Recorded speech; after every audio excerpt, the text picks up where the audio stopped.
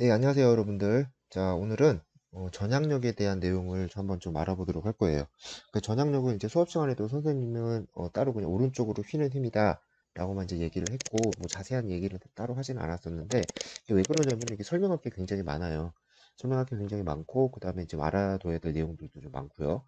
그래서 사실 이제 전향력을 이제 고등학생들이 배운다 기에는 굉장히 좀 개념 자체가 굉장히 어려운데, 그럼에도 불구하고 이제 우리가 교육과정이나 교과서에서 이제 전향력을 설명하고 있는 게 전향력을 빼고는 지구에서 나타나는 여러 가지 어떤 현상을 설명하는데 애로사항이 굉장히 많습니다.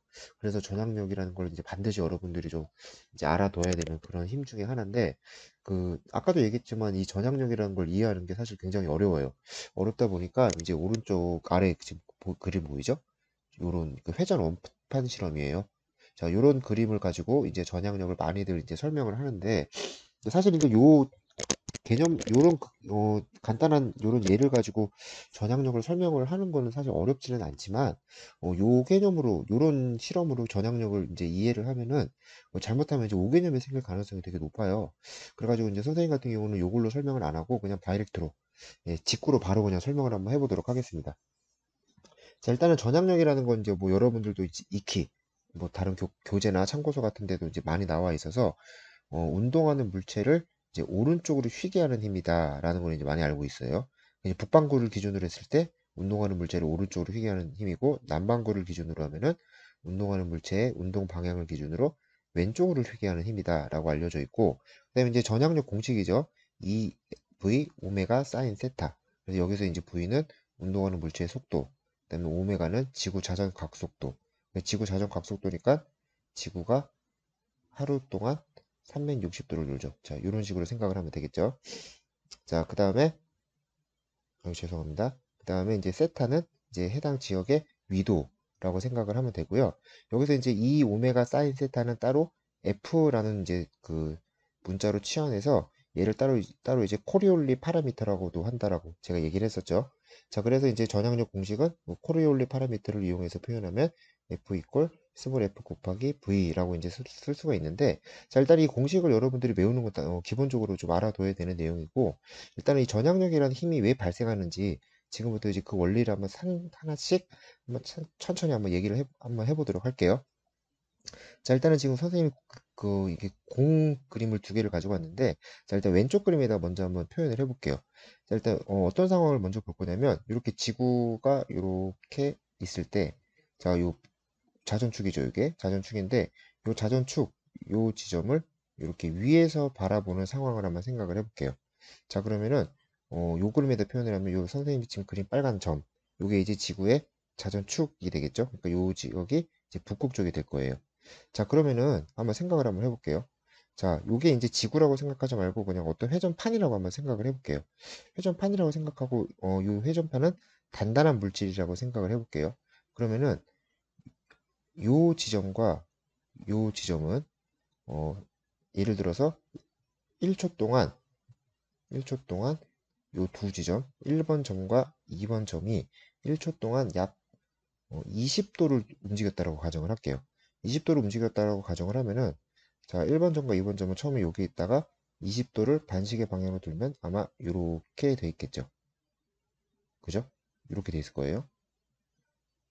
무슨 소리냐면 이렇게 단단한 물체, 예를 들어서 뭐 CD나 디스크 같은 걸 생각을 해보면은 어느 점에서나 같은 시간 동안 움직인 각도는 어느 지점에서나 같아요. 당연한 거겠죠. 뭐 예를 들어서 물이나 뭐 기체 같은 경우에는 그렇지 않을 수가 있는데, 뭐 단단한 원판 같은 경우에는 같은 시간 동안 움직인 각도는 언제나 같습니다. 요거를 이제 어떻게도 표현하냐면, 예를 들어 선생님이 지금 1초 동안 20초를 돌았다고 가정을 했죠.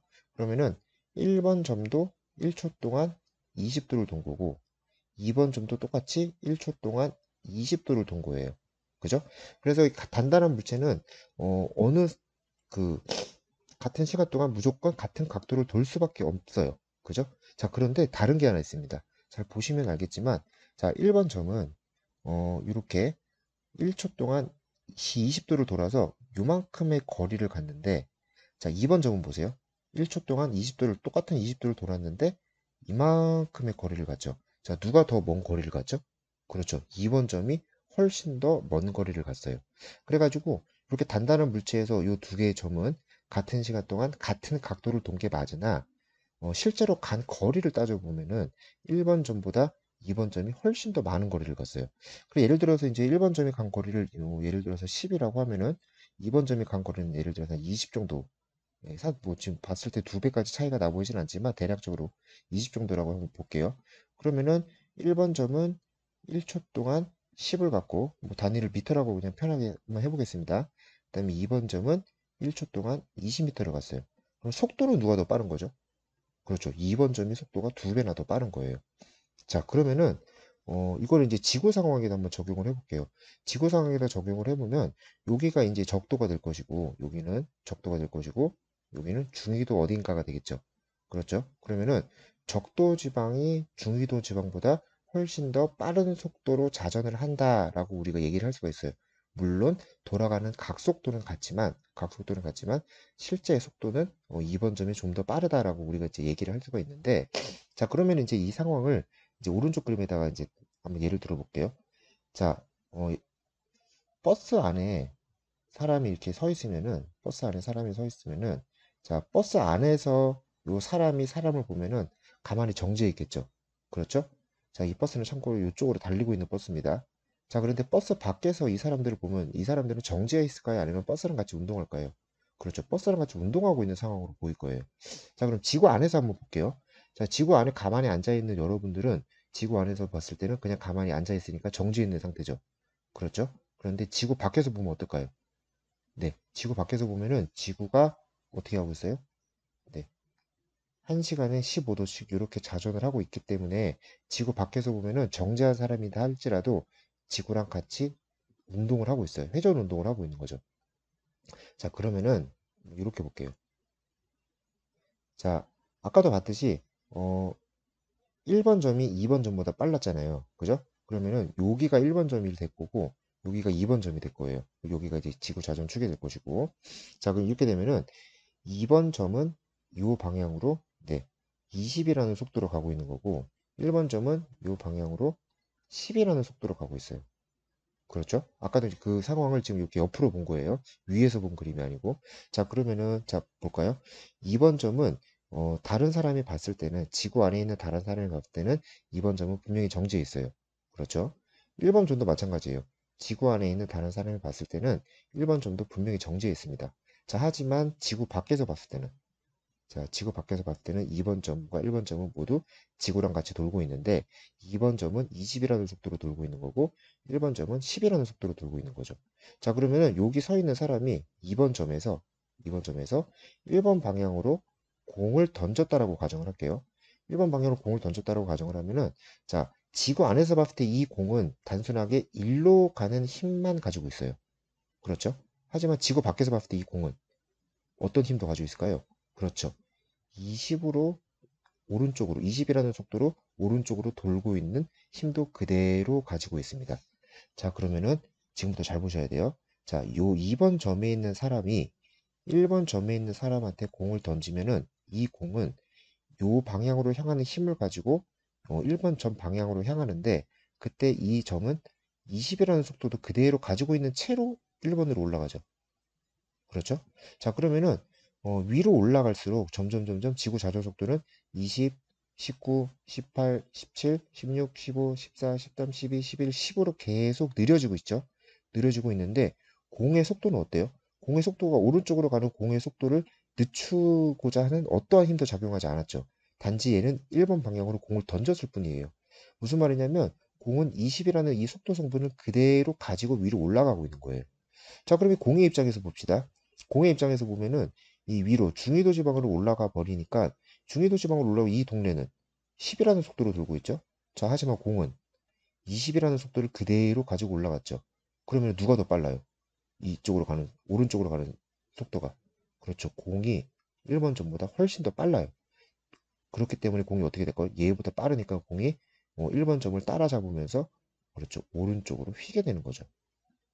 자, 그러면은 여기서 1번 점에서 2번 점 방향으로 공을 쏴도 마찬가지예요. 자, 1번 점에 있는 공은 10이라는 속도를 가지고 돌고 있어요. 2번 점은 20이라는 속도를 가지고 돌고 있죠. 그럼 이 공의 입장에서는 이 1번 점에서 공을 던지면은 요 방향으로 던졌을 때 10이라는 속도를 그대로 가진 채로 내려갈 거예요. 그렇죠? 10이라는 속도를 그대로 가진 채로 내려가는데 2번 동네에 와보니까 2번은 20이라는 속도로 일로 돌고 있죠. 자, 공이 1번 점에서 던져진 공이 오른쪽으로 도는 속도는 훨씬 더 느려요. 그러다 보니까 공이 어떻게 되죠? 여기서 얘가 훨씬 더 빠르니까 이쪽으로 뒤처지게 되는 거예요. 뒤처지면서 방향은 오른쪽으로 꺾이게 되는 거죠. 자, 이런 이유 때문에 북반구에서는 물체가 운동 방향의 오른쪽으로 꺾이게 되는 겁니다. 자, 지금 이렇게 본 거는 위도가 달라지는 방향으로 운동을 했을 때 작용하는 전향력이에요. 자, 다음으로 볼 거는 뭐냐면은 이제 위도가 달라지는 방향이 아니고, 자, 위도는 일정한데 이렇게 위도는 일정한데 경도가 달라지는, 그러니까 요 방향으로 공을 던졌을 때 상황을 볼 건데, 자, 요 상황은 약간 까다롭습니다. 요건 좀 잘 보셔야 돼요. 자, 요건 약간 까다로운데, 자, 보도록 할게요. 자, 이렇게 지구 자전의 위도선을 이렇게 그렸어요. 자, 그러면은, 자, 아까도 얘기했지만, 요 점, 1번 점이라고 할게요, 얘는. 자, 요 1번 점은 지구 안에서 본 사람은 어때요? 정지해서 움직이고 있어요? 정지하고 있죠. 하지만 지구 밖에서 봤을 때는 어때요? 아까도 얘기했지만 1번 점은 지구랑 같이 예, 자전을 하고 있어요. 그러니까 회전 운동을 하고 있어요. 자, 회전 운동을 하는 힘을 뭐라고 하죠? 여러분들 혹시 알고 있는지 모르겠는데, 이렇게 회전 운동을 하고 있는 힘은 이 안쪽 방향으로 구심력이라는 힘을 받고 있어요. 자, 구심력이라는 힘을 받고 있고, 그 구심력이라는 힘은 회전 반경의 반지름과 회전 속도의 제곱에 비례하는 이런 관계를 가지고 있죠. 그래서 이제 질량을 곱해주면 이게 이제 구심력이 되는데, 자, 이렇게 운동하는 물체 밖에서 봤을 때는 이렇게 예, 운동하는 물체 안쪽 방향으로 구심력이 작용을 하는 거고, 요 물체에 개미가 타고 있다라고 가정을 할게요. 자, 개미가 타고 있다라고 가정을 하면은, 자, 요 개미는 회전 밖에서 보면, 회전 운동하는 이 밖에서 보면은 개미도 마찬가지로 구심력을 받고 있죠. 같이 회전을 하고 있으니까. 근데 요 공에 타고 있는 다른 다른 사람이 요 개미를 보면은 개미는 네, 가만히 있는 것처럼 보일 거 아니에요. 그때 이 개미는 무슨 힘을 받고 있냐면 네, 회전 반대 방향의 원심력을 받아서 반대로 쏠리려고 할 거예요. 여러분들이 이제 버스 타고 어딘가를 갈 때 그 버스가 이제 커브로 돌면은 커브가 도는 방향의 반대쪽으로 우리 몸이 이렇게 밀리잖아요. 그게 바로 이 원심력 때문인 거잖아요. 자, 그러면은 이제 다시 이제 지구로 돌아가 볼게요. 자, 그리고 가만히 있는 1번 점은 지구 밖에서 봤을 때는 분명히 네, 회전 운동을 하고 있죠. 그래서 가만히 있는 물체는 1번 점은 지구 밖에서 봤을 때는 얘는 구심력을 받고 회전을 하고 있어요. 하지만 지구 안에 있는 이 사람이 봤을 때 1번 점은 그렇죠. 원심력을 받고 이 회전 운동하는 이 중심의 반대 방향으로 원심력을 받고 있습니다. 자, 그렇다면은 자, 예를 들어서 지금 이 원심력이 100이라고 할게요. 100이라고 할게요. 자, 그리고 이 1번 점에 있는 이 사람이 2번 점에 있는 사람한테 공을 또 마찬가지로 던졌다라고 가정을 할게요. 이 방향으로. 자, 그러면은 어, 공을 던진 속도를 10이라고 가정을 할게요. 그러면 지구 안에 있는 사람이 봤을 때는 1번 점은 정지해 있는 상태에서 공을 10이라는 속도로 던진 것밖에 안 돼요. 근데 이제 지구 밖에서 보면 어떨까요? 이미 지구가 100이라는 속도로 지구 도는 속도를 50이라고 가정을 할게요. 자, 정지해 있는 상태에서 이 공은 50이라는 속도로 지구랑 같이 돌고 있을 텐데 1번 점에서 2번 점으로 10이라는 속도를 가지고 던졌죠. 그러면 속도가 어떻게 될까요? 예, 플러스 10. 그래서 지구 밖에서 보면은 60이라는 속도로 일로 날아가게 되는 거죠. 자, 그러면 어떻게 돼요? 원래는 이쪽 방향으로 100이라는 원심력을 가지고 있었죠. 50이라는 자전 속도를 가지고 돌 때는 100이라는 힘을 가지고 원심력을 받고 있었는데 속도가 10이 플러스가 됐어요. 던진 속도가. 그러면 원심력이 어떻게 될까요? 그렇죠. 원심력이 증가합니다. 원심력이 증가해서 추가 원심력이 발생을 해요. 그 추가 원심력을 뭐 플러스 10 정도라고 가정을 하겠습니다. 그럼 결국은 이 날아가는 공은 추가 원심력 10을 받아서 더 강한 원심력을 받게 되는데, 자, 그러면은 이 원심력을 여기다 한번 표현을 해볼게요. 자, 지금은 이렇게 그렸는데, 얘가 이제 이렇게 지나간다라고 가정을 할게요. 이렇게 지나간다고 가정을 하면은, 자, 여기다가 원심력을 표현을 하면은, 어, 원래 원심력이 이만큼이었다라면 추가 원심력 이만큼을 받았죠. 그러면 결국은 요 두 개의 힘을 생각해 보면은 요 추가 원심력에 의해서 요만큼의 힘이 추가가 된 거예요. 그렇죠? 요만큼의 힘이 추가가 됐어요. 그러면은 이 공은 어떻게 되려고 할까요? 그렇죠. 이만큼의 힘을 추가로 받아서 일로 붕 뜨려고 할 거예요. 그죠? 그러면은 여기에서 봤을 때, 여기에서 봤을 때, 이 공은 마치 어떻게 가는 걸로 보여요? 네. 이쪽과 이쪽 성분으로 벡터 분해를 하면은, 네. 약간 이렇게 위도가 낮아지는 방향으로 가는 것처럼 보이게 되는 거죠. 자, 그때 요 힘 방향은 사실 이제 중력 방향과 이제 반대되는 방향이라서 반대되는 방향이고 굉장히 작은 힘이에요. 그래서 요 힘은 따로 생각을 하지 않으셔도 돼요. 결국은 이 공은 어느 방향으로 가는 것처럼 보이게 되는 거죠. 그렇죠. 이렇게 아래로 내려가는 가는 것처럼 보이는 방향으로 운동하게 되는 겁니다.